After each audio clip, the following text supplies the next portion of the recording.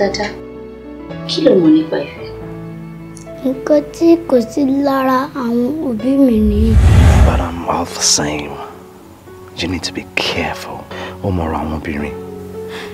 I love you and you know it. I love you. I want you to forget all about me.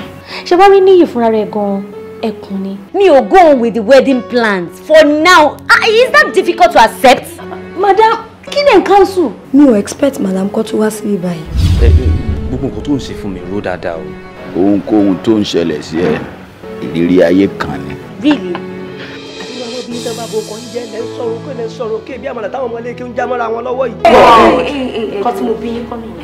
Mọ̀súrà bí kílẹ̀ pé náà. Ǹjẹ́ ẹ lè sọ fún wa ìdí abájọ tẹ́ ṣe pàdé gangan lọ́jọ́ yẹn? I'm beginning to suspect Kola. Childhood friends ni wá. In fact, àti dàbí ọmọ ìyá ni. Torí níyì, there was a cancelled wedding that he planned for the past 1 year. For God's sake, Níyì is your ex. Báwo ló ṣe máa sọ pé ká dá wedding dúró? I cannot wait for you to become my wife. Ó ti sọ fún ẹ pé kò possible. You had your time. Ó fi tafàlà.